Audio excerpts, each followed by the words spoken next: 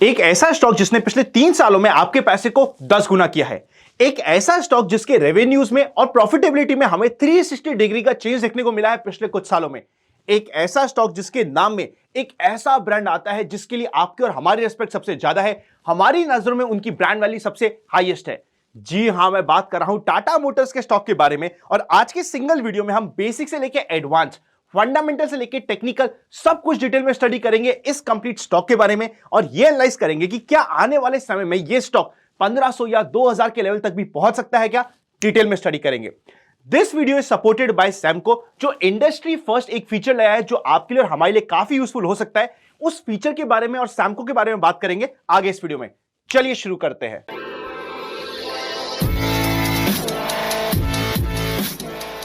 सबसे पहले हम टाटा मोटर्स के बारे में बेसिक पॉइंट्स को कवर करते हैं और डिटेल में जाके फंडामेंटल आंसर्स करने की कोशिश करते हैं। एक एक पॉइंट फंडामेंटल्स के कवर करते हैं। सबसे पहले अगर हम टाटा मोटर्स के सेगमेंट्स की बात करें तो पहला आता है हमारे सामने कमर्शियल व्हीकल, जिसमें ये इंडिया में नंबर 1 है एंड टोटल रेवेन्यू का 21% शेयर आता है कमर्शियल व्हीकल से। सेकेंड आता है पैसेंजर व्हीकल, जहां पे ये इंडिया में नंबर 3 पे आते हैं। थर्ड आता है ईवी, जिसमें ये इंडिया में नंबर 1 होने के साथ साथ अगर मैं कहूं कि इंडिया में ईवी को इनिशिएट करने वाले और सबसे पहले फोकस करने वाले यही है तो गलत नहीं होगा। अगर हम पैसेंजर व्हीकल और ईवी को कंबाइन कर दे तो इनके टोटल रेवेन्यू का 14% यहीं से आता है। थर्ड आता है हमारे सामने JLR, जो एक आइकॉनिक ब्रांड है। टोटल रेवेन्यू का 64% आता है JLR से। एंड फाइनली एक छोटा सा सेगमेंट आता है व्हीकल फाइनेंसिंग का, जहां से इनके रेवेन्यू का 1% देखने को मिलता है। सबसे इंपॉर्टेंट बात यह है कि आने वाले समय में कमेंट्री है मैनेजमेंट की कि JLR का मार्जिन और बढ़ने वाले हैं। EBITDA मार्जिन 6% से बढ़ के 8% हो सकते हैं, जो काफी पॉजिटिव हो जाता है इस कंप्लीट स्टॉक के लिए, क्योंकि स्टॉक का सबसे मेन रेवेन्यू आता है JLR से। नेक्स्ट, अगर हम क्वार्टर ऑन क्वार्टर EPS की ग्रोथ रेट और सेल्स की ग्रोथ रेट चेकआउट करें तो आप यहां पे चेकआउट करिए। पिछले 4 क्वार्टर में बैक टू बैक 200% या फिर उसके ऊपर की सिर्फ आपको जून 2023 के क्वार्टर में 164% की EPS की ग्रोथ रेट मिली है, वरना आपको एक्सेप्शनल 200% के ऊपर की EPS की ग्रोथ रेट मिली है, जो एक काफी बड़ा पॉजिटिव हो जाता है किसी भी स्टॉक के लिए। एट द सेम टाइम अगर हम सेल्स की ग्रोथ रेट की बात करें तो पिछले 4 क्वार्टर में 20% से ऊपर की सेल्स की ग्रोथ रेट कंसिस्टेंटली मिल रही है। मतलब EPS की ग्रोथ रेट और सेल्स की ग्रोथ रेट काफी पॉजिटिव इंडिकेशन दे रही है इस स्टॉक के बारे में। इस स्टॉक ने काफी इंप्रूव किया है पिछले कुछ समय में। अगर हम बात करते हैं EPS की ग्रोथ रेट की एनुअल बेसिस पे तो आप चेकआउट करिएगा 2020 -34, 2021 -36, 2022 -29 पर 2023 में 6.29 पॉजिटिव हो चुका है, जो एक पॉजिटिव हो जाता है इस कंप्लीट स्टॉक के लिए। कंप्लीट रेवेन्यूज में EPS में हमें शिफ्ट देखने को मिल चुका है। ओनरशिप पैटर्न की बात करें तो प्रमोटर्स का 46.38% पे स्टेबल है। म्यूचुअल फंड्स का 6.93% से बढ़ते बढ़ते 9.82% पे पहुंच गया है। इंश्योरेंस कंपनी का 7.4% से रिड्यूस हुआ है 6.7% पे। FIS की होल्डिंग 13% से बढ़ते बढ़ते 18.4% पे पहुंच गई है, जो काफी पॉजिटिव है। जब भी किसी भी स्टॉक में इंस्टीट्यूशन की होल्डिंग बढ़ती है तो उस स्टॉक को ना ही सिर्फ लिक्विडिटी मिलती है, इवन स्ट्रेंथ भी मिलती है, क्योंकि कभी भी बड़ा player unnecessary low quality stock में पोजीशन नहीं बनाता और हल्की फुल्की वॉलेटिलिटी में उस कंप्लीट स्टॉक को छोड़ के भागता भी नहीं है।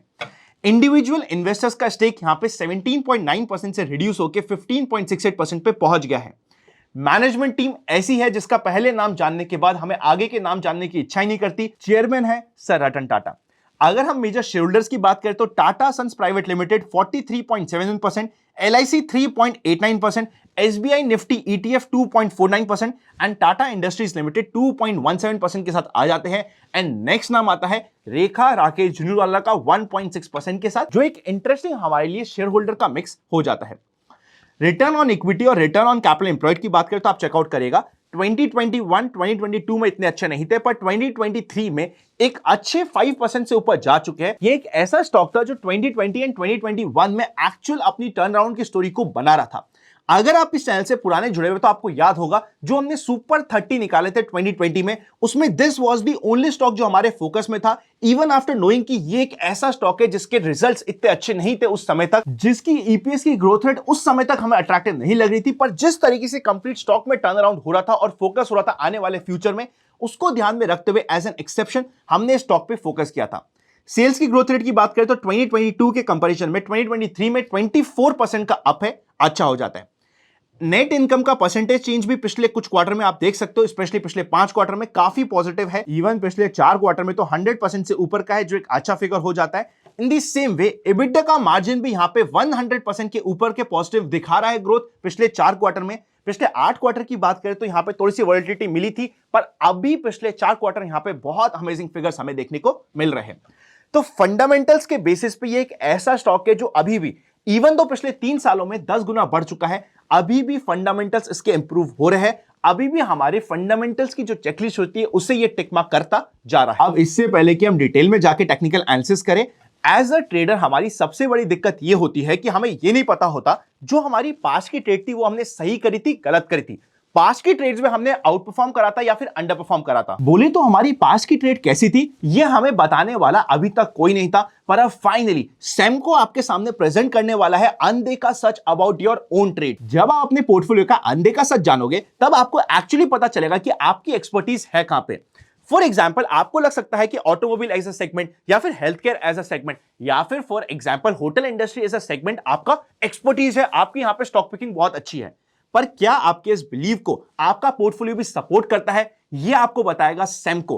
कंप्लीट डिटेल में आपको एनालिसिस मिल जाएगा अपने पोर्टफोलियो के बारे में। अगर आप सैमको के स्पेशल फीचर को चेकआउट करना चाहते हैं, डिस्क्रिप्शन और पिन कमेंट को चेकआउट कर लीजिएगा, आपको लिंक्स और बाकी डिटेल्स मिल जाएगी। ये सैमको के द्वारा काफी इंटरेस्टिंग फीचर है जो काफी सारे ट्रेडर्स को अपनी एक्चुअल एक्सपर्टीज पता लगाने में हेल्प करने वाला है, तो चेकआउट करना मत भूलिएगा। अब हम चलते हैं इस कंप्लीट स्टॉक यानी कि टाटा मोटर्स, जो पिछले 3 सालों में 10 गुना कर चुका है अपने पैसे को। क्या यहां पे आगे हमें टेक्निकल एनालिसिस क्या बता रहा है, चलिए पता करते हैं। टाटा मोटर्स एक ऐसा स्टॉक है जो बार बार अपने बेसिस और एक बहुत अच्छे चार्ट पैटर्न बनाता है, ब्रेकआउट देता है, ब्रेकआउट के बाद आपको मूव भी देता है। तो 2020 से लेकर अभी तक आपको मैं डिटेल में स्टडी करके बताता हूं और किस तरीके से बेस की काउंटिंग होती है उसका भी आपको आइडिया लग जाएगा इस कंप्लीट स्टडी में।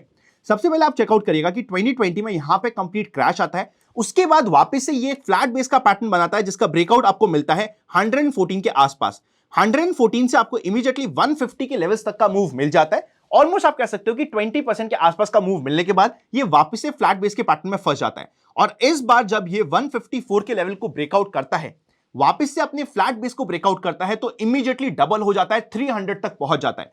ये था हमारा बेस 1, ये हुआ हमारा बेस 2। फिर यहां पे ये अपने कप के पैटर्न को बनाता है जिसको ये ऑलमोस्ट ब्रेकआउट करता है, ये था हमारा बेस 3। पर जैसे ये ब्रेकआउट करता है ये वापस से रीटेस्ट कर जाता है और रीसेंट लो को ब्रेक कर जाता है और ये वापस से नया आपके कप का पैटर्न बना के यहां पे ब्रेकआउट मिलता है। मजे की बात यह है कि अभी तक हमारे बेस 1, बेस 2 हमेशा आपको पहले 2 बेसिस में काम करना होता है, थर्ड बेसिस में एनी विच वेज आपकी सक्सेस की प्रोबेबिलिटी लो होती है।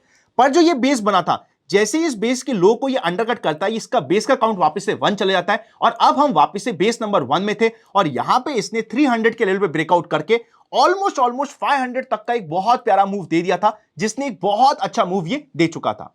वापस से ये अपना बेस नंबर 2 बनाता है, एक फ्लैट बेस बनाता है जिसका ब्रेकआउट होता है 480 के लेवल के आसपास और ब्रेकआउट करने के बाद ये वापस से आपको 680 तक का मूव दे देता है। ये अभी तक आपका बेस 2 चल रहा था। आपको ध्यान से समझना पड़ेगा इस बेस काउंटिंग के कांसेप्ट को। हमेशा पहले 2 बेसिस में हमारी सक्सेस की प्रोबेबिलिटी ज्यादा रहती है, थर्ड बेसिस में हमारी सक्सेस की प्रोबेबिलिटी 50-50 हो जाती है। पर अगर थर्ड बेस का लो कट जाता है तो हमारे बेस का काउंट वापस से नंबर 1 पे चले जाता है। यहां पे अगर आप अभी चेकआउट करोगे तो ये वापस से अपने एक फ्लैट बेस का पैटर्न बना रहा है।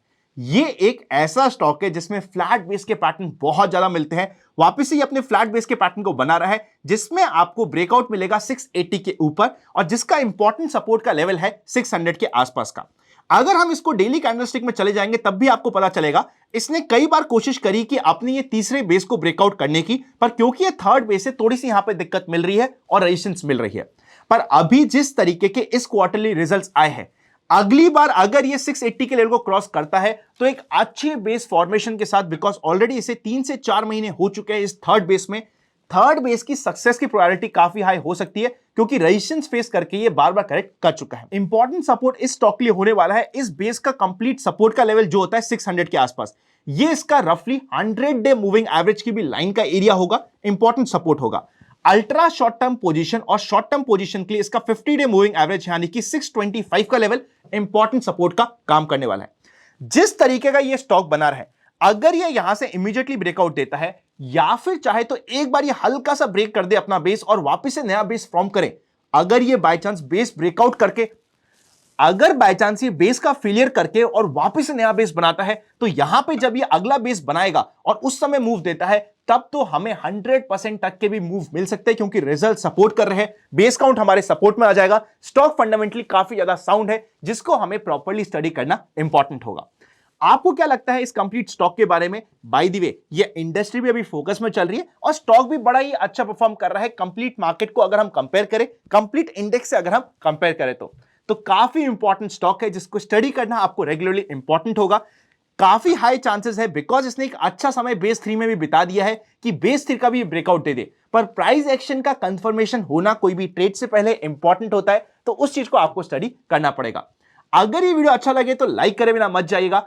हैप्पी लर्निंग और सैमको के द्वारा अनदेखा सच जो बताया जा रहा है उसको अपने पोर्टफोलियो में अप्लाई करके आप चेकआउट करना चाहते हो अपने पोर्टफोलियो को और अपनी खुद की एक्सपर्टीज को, डिस्क्रिप्शन और पिन कमेंट को चेकआउट कर लीजिएगा, काफी इंपॉर्टेंट आपके लिए हो जाएगा। See you very soon. Samco trading app, आप ही के ट्रेडिंग का अनदेखा सच। Investments and securities market are subject to market risks. Read all the related documents carefully before investing.